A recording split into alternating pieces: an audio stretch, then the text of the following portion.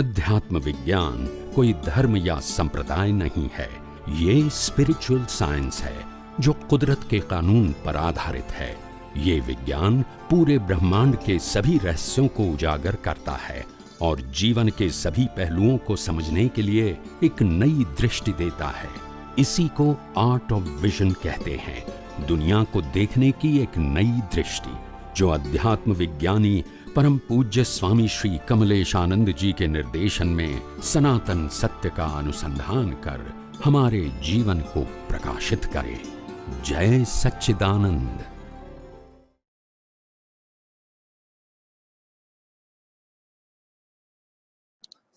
जय सच्चिदानंद स्वामी जी।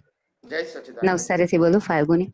स्वामी जी, आज तो एक बेसिक क्वेश्चन है कि वो 63 तला का पुरुष है, उसमें वासुदेव प्रति वासुदेव 999 की संख्या है और बलराम।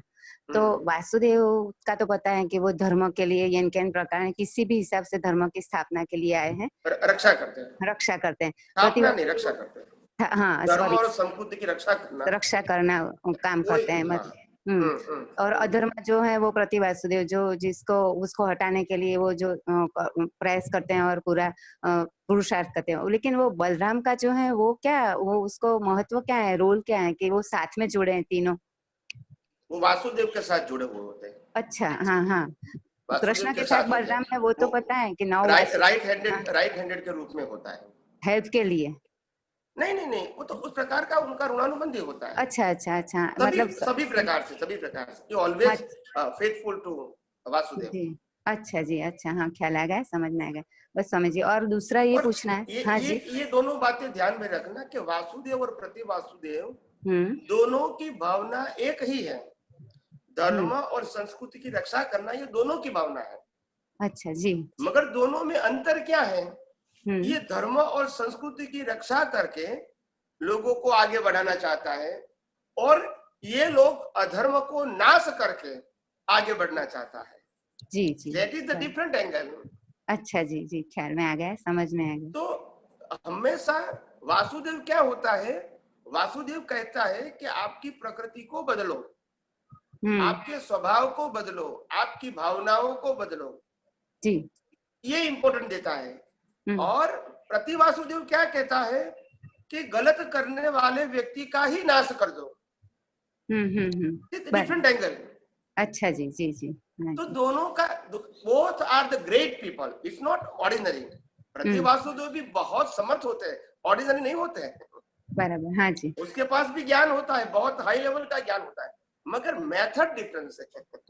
अच्छा, बराबर, हाँ, ख्याल आ गया। आप समझे ना? हाँ, आ गया, समझ में आ गया, वो पूरा ख्याल आ गया। दूसरा स्वामी जी ये पूछना है कि वो जो उद्गल परमाणु का जो आप साइंस आपने समझा है वो समझ में आ गया, लेकिन एक कंफ्यूजन ये पूछना है कि वो जो पूरन गलन वाले परमाणु जो होते हैं वो प्रकृति के अंदर रहते हैं या बाहर? क्योंकि वो अवस्था में जब रिएक्शन आता है, रूपक में आता है, तो ऐसा समझ में आता है कि अंदर से ही प्रकृति की बॉडी के अंदर ही वो होते हैं या बाहर कुदरत वो 4 तत्व का हिसाब से जो निकलता है अवस्था में, तो वो बाहर से ही काम करते हैं या हमारे अंदर ही पड़े होते हैं पूरा? क्योंकि पूरा जीव का जो है वो सबका अलग अलग होता है ना, पूरन गलन उद्गल। हाँ, मगर दोनों में डिफरेंस क्या है? बाहर के संजोग, अंदर जो डिस्चार्ज प्रतिष्ठित आत्मा है उनको अनुभूति करने के लिए बाहर संजोग आते हैं। अच्छा, हाँ, अनुभव करने वाला वो संजोग नहीं है, संजोग की अनुभूति तो अंदर ही होती है। हाँ, अंदर ही होती है। जैसे मेरी बिलीफ है प्रीवियस बर्थ में कि भाई आइसक्रीम खाने में या तो डायमंड की वीटी पहनने से मेरे को सुख महसूस होता है या तो आनंद महसूस होता है। ठीक है, ऐसा मेरी बिलीफ प्रीवियस बर्थ में थी। अभी ये बर्थ में मेरा पुण्य होगा तो ये प्रकृति को डायमंड की विट्टी पहनने को मिलेगी।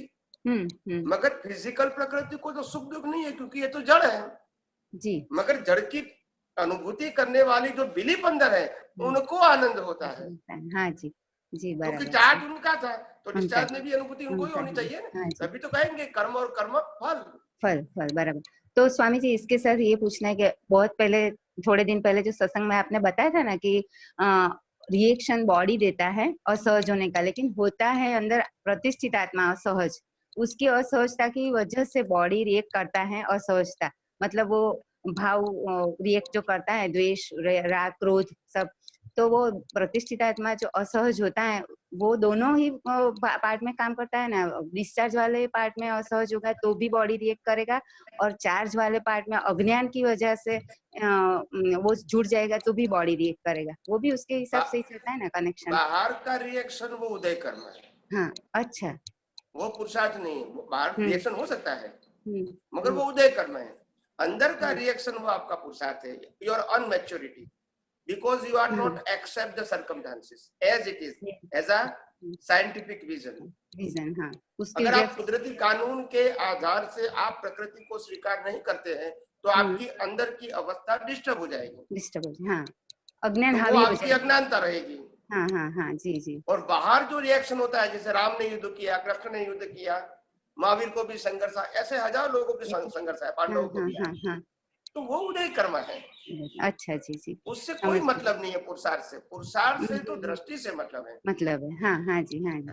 बॉडी तो मैकेनिकल है, वो सिर्फ रिएक्शन ही देता है, माध्यम है, मतलब बस समझ में आ गया, समझ। और बस तो स्वामी जी, बाहर की जो लाइफस्टाइल महान पुरुषों की है, उनकी हिस्ट्री इसीलिए पढ़ाया जाता है ताकि लोगों की प्रकृति उन प्रकृति को फॉलो करे, मगर ये आध्यात्मिक मार्ग नहीं है, ये सोशल नॉलेज है जी, सामाजिक ज्ञान है जी जी, समझ तो में। समाज में उत्थान करने के लिए सत्य, अहिंसा, अचौर्य, अपरिग्रह, ब्रह्मचर्य, साहस, शौर्यता, ऐसे ऐसे हमारे प्रकृति में आए हैं, इसलिए ये हिस्ट्री होती है। हिस्ट्री मोक्ष के लिए नहीं होती है।